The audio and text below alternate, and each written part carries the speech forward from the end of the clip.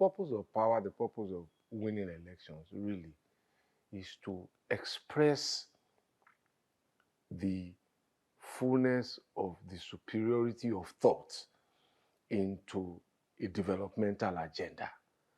So power means nothing if it does not improve the quality of human life, of our environment, of our people. And that is why, as public servants, we take our work very, very seriously. We do it with everything that we have, and we hold nothing back.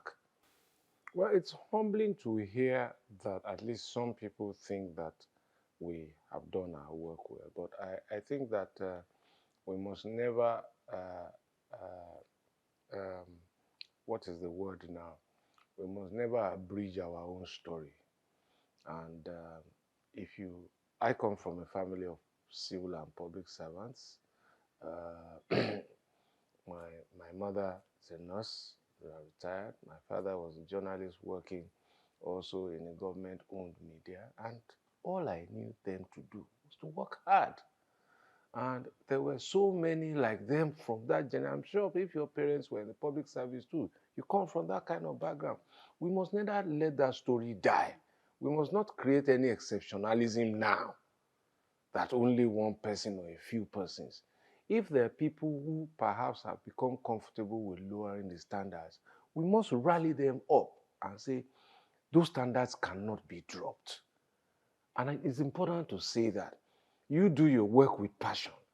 And it is that passion that we must transfer to everybody's job, to take the job seriously. Give it all you have and hold nothing back. And it is that way that we can really build the productivity. So when we're talking about the productivity, the GDP and dollars, it is the collectivity of everybody.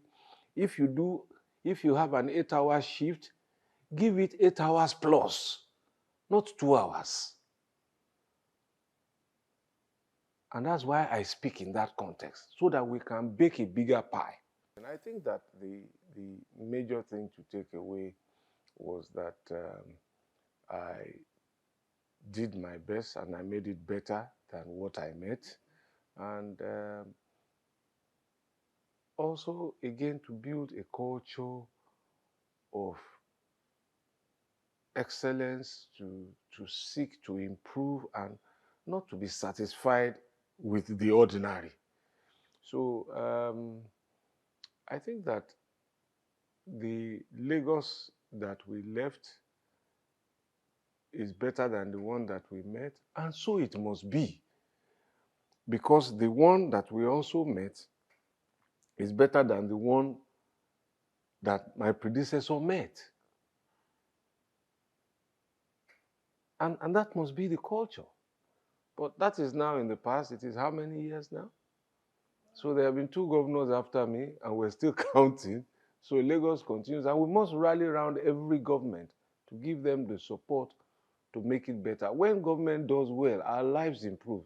So it must be. Assessing a situation, each person assesses according to what is now called lived experience.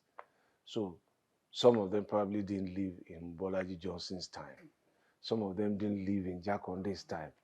And some of them also didn't live in Governor Tinubu's time. So what they know is the best. And that's the relativity of life. That's the relativity of life. I can begin, for example, to tell you how life was when I was Premier of the Western region. I didn't live it, I read it.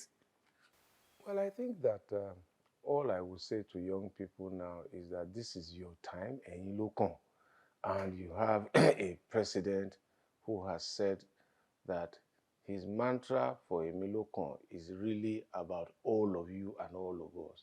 So let us get behind that president as he does his own job. Let us support President Bola Ahmed Tinubu and his government as he puts it together. Let us also then go and do our own part. And I implore every Nigerian, young and old, please read Section 24 of our Constitution. Please do so. It states there what our duties are: to project the positive image, the flag, and the name of Nigeria. That's a duty we must do with pride to help law enforcement in apprehending, preventing, and dealing with crime. And so many other important things. Of course, the one that you may not like, to lawfully declare our incomes and pay our taxes. There are other duties there, but I urge us to take that part of the Constitution very, very seriously. Our future will depend on how well we do our duties so that government can do its own duties as well.